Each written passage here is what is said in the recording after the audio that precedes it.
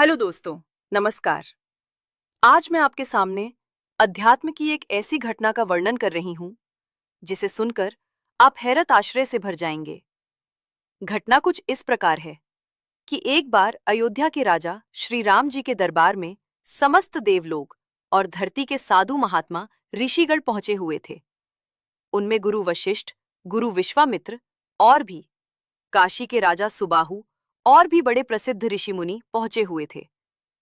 नारद के किसी चाल के कारण काशी के नरेश सुबाहु, जो कि एक शिव भक्त थे, उन्हें अपनी भक्ति का बहुत घमंड था और नारद जी ने उनका अभिमान को तोड़ने के लिए एक चाल चली जिसके शिकार राजा सुबाहु हो गए और वह राम के गुरु विश्वामित्र जी के साथ कुछ अभद्रता कर बैठे, जिससे क्रोधित होकर के गुरु विश्वामित्र ने श्री राम जी से प्रतिज्ञा करवाई कि वे कल सुबह काशी नरेश सुबाहु पर तीर चलाएंगे और उनको मृत्यु के घाट उतारेंगे।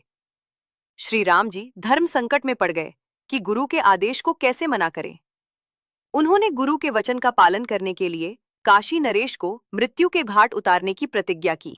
ये बात जब काशी नरेश को पता चली तो काशी नरेश बहुत परेशान हो गए और नारद जी के पास गए।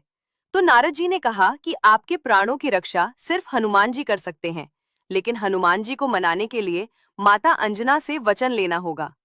ये सुनकर काशी नरेश माता अंजना के पास गए और उनके पैरों में गिर पड़े और कहा कि आपको मेरे प्राणों की रक्षा करनी होगी। जब माता अंजना ने उन्हें वचन दिया कि मैं आपके प्राणों की रक्षा करूंगी, तो काशी नरेश सुबाहु ने माता को सारी बात बताई और माता ने उन्हें आश्वासन दिया कि कल हनुमान आपकी मदद जरूर करेगा। उसके बाद सुबह जब हनुमान जी ने माता अंजना के पैर छुए तो माता अंजना ने उन्हें आशीर्वाद नहीं दिया।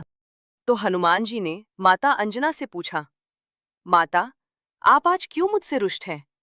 आप क्यों चिंतित दिखाई पड़ रहे हैं?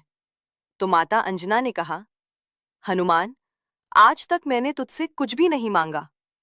आज मैं तुझसे एक वचन मांगती हूं, क्या तू पूरा करेगा? हनुमान जी ने शहरस माता अंजना को कहा, माता, आप आज्ञा दे, मैं आपके हर वचन को पूरा करूंगा।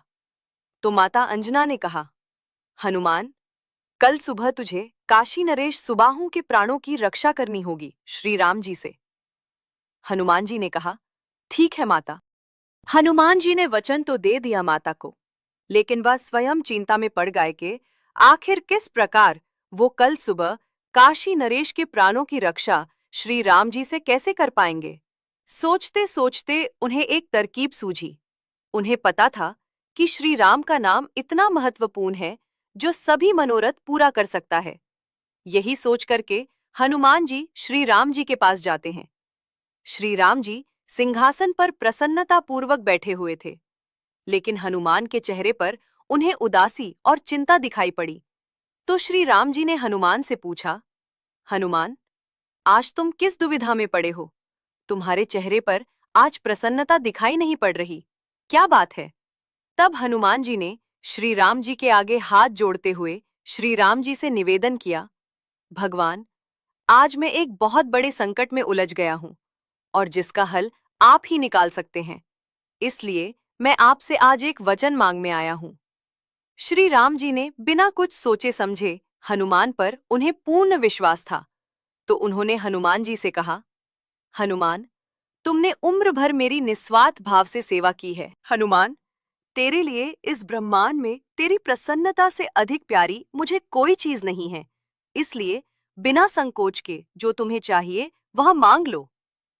हनुमान जी ने श्री राम जी से निवेदन किया कि हे श्री राम जी, आप मुझे एक वचन दीजिए कि मैं आपका नाम लेते हुए जिस किसी भी वस्तु के आगे खड़ा हो जाऊं तो कोई भी चीज उसे पार न कर पाए। तो श्री राम जी ने कहा, अरे हनुमान, बस इतनी सी चीज के लिए तुम इतना परेशान हो रहे थे? हनुमान जी ने कहा, हाँ श्री राम जी, मैं बहुत बड़ी विपत्ति में उलझ गया था और आपने मेरी उस विपत्ति को हल कर दिया। और श्री हनुमान जी वहां से लौट आए और सीधे काशी नरेश सुबाहु के पास पहुंचे और उन्हें कल की रणनीति के बारे में बता दिया कि कल सुबह वह गंगा स्नान के वक्त मेरे पीछे खड़े हो जाएं और श्री राम जी का नाम लेते रहे।